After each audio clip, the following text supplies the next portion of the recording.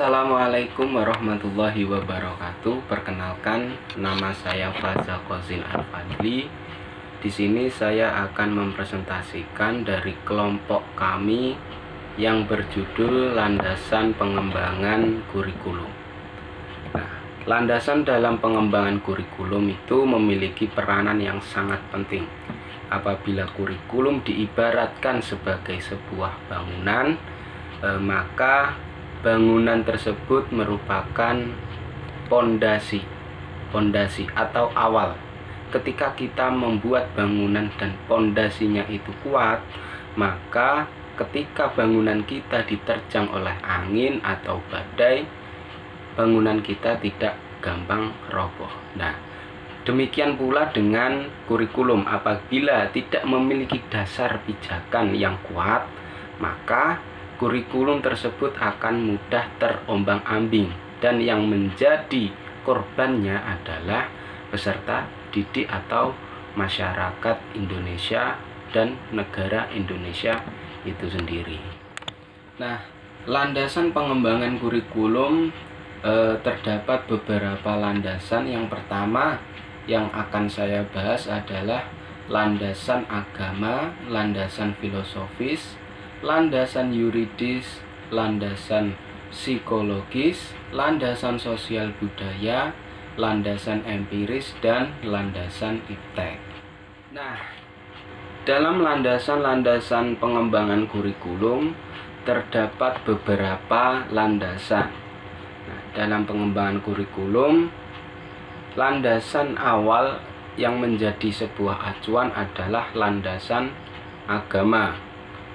Landasan agama dalam pengembangan kurikulum artinya pengembangan dan penerapan kurikulum berdasarkan nilai-nilai ilahiyah, sehingga dengan adanya dasar ini kurikulum diharapkan dapat membimbing peserta didik untuk membina iman yang kuat, teguh terhadap ajaran agama, berakhlak mulia, dan melengkapinya dengan ilmu pengetahuan yang bermanfaat di dunia dan di akhirat.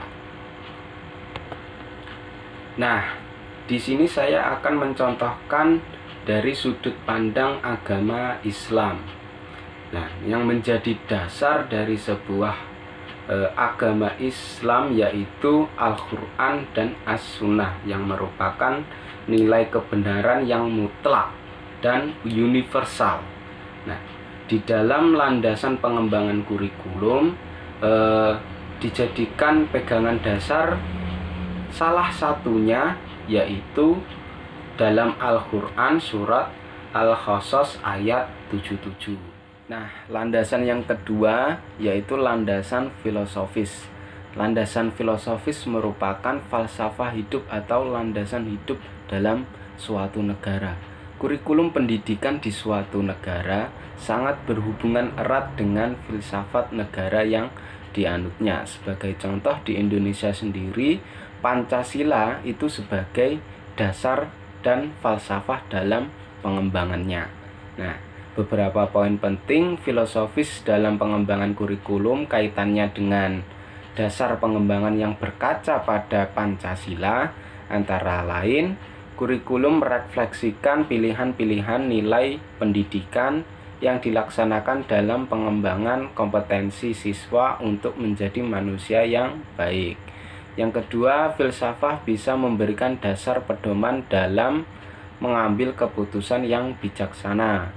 Selanjutnya, filsafat dapat memberikan arah dan metodologi dalam praktik pendidikan.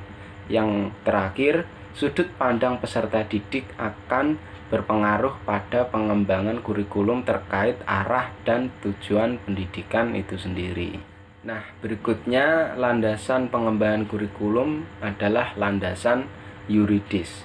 Landasan yuridis bisa diartikan sebagai seperangkat konsep peraturan perundang-undang yang berlaku untuk menjadi titik tolak atau acuan dalam rangka praktik pendidikan di Indonesia.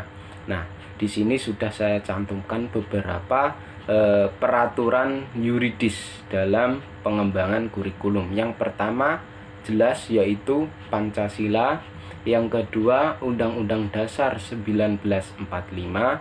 Yang ketiga, Undang-Undang RI Nomor 20 Tahun 2003 yang membahas tentang sistem pendidikan nasional. Yang keempat, ada PP Nomor 19 Tahun 2005. Selanjutnya ada Permendiknas Nomor 23 Tahun 2006 yang membahas tentang standar kompetensi lulusan.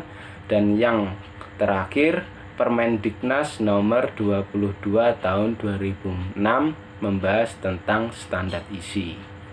Nah, mungkin itu penjelasan dari saya, kurang lebihnya saya mohon maaf.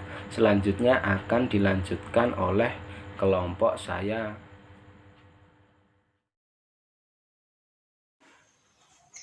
Di sini saya akan membahas tentang landasan psikologi, landasan sosial budaya, landasan empiris, dan juga landasan iptek. Nah, landasan psikologi yaitu keberadaan landasan psikologi dalam pengembangan kurikulum. Yang dimaksud adalah faktor-faktor psikologi yang harus dijadikan dasar pertimbangan dan pengembangan kurikulum.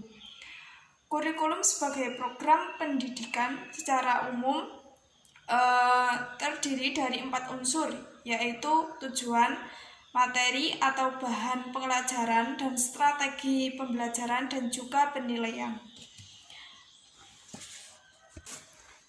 Sedangkan menurut S. Nasution, landasan psikologi ini dalam pengembangan kurikulum sangat diperlukan, terutama dalam seleksi dan organisasi bahan belajar, menentukan kegiatan belajar yang paling serasi, dan merencanakan kondisi belajar yang optimal agar tujuan belajar tercapai.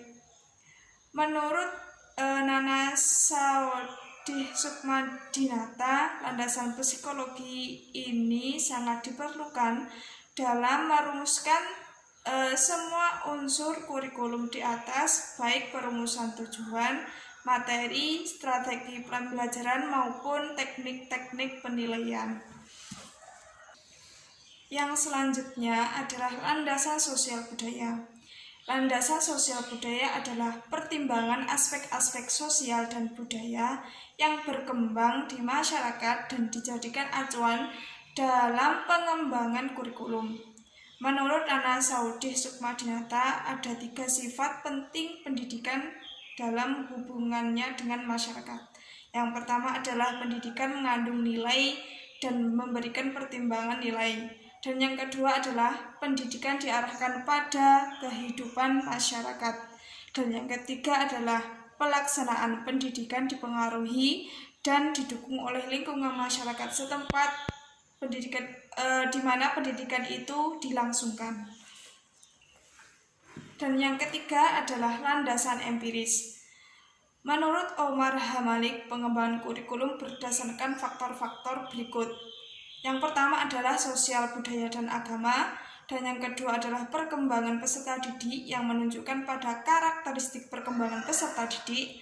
Dan yang ketiga adalah keadaan lingkungan. Dan yang keempat adalah kebutuhan pembangunan. Yang terakhir adalah landasan iptek. Perkembangan iptek secara tidak langsung akan menjadi isi atau materi pendidikan, sedangkan secara tidak langsung memberikan tugas kepada peserta didik untuk membekali masyarakat dengan kemampuan pemecahan masalah yang dihadapi sebagai pengaruh perkembangan ilmu pengetahuan dan teknologi. Adapun alasan lain mengapa iptek harus digunakan dalam landasan kurikulum. Yang pertama adalah kemajuan iptek membawa manusia pada masa yang tak pernah terbayangkan sebelumnya. Dan yang kedua adalah munculnya permasalahan-permasalahan akibat penyalahgunaan kemajuan iptek. Dan yang ketiga adalah kurikulum perlu di-upgrade atau agar sesuai dengan perkembangan teknologi. Dan yang keempat adalah Perubahan yang perlu diperbaiki dan diantisipasi dalam pengembangan kurikulum adalah perubahan pola hidup dan juga perubahan sosial politik.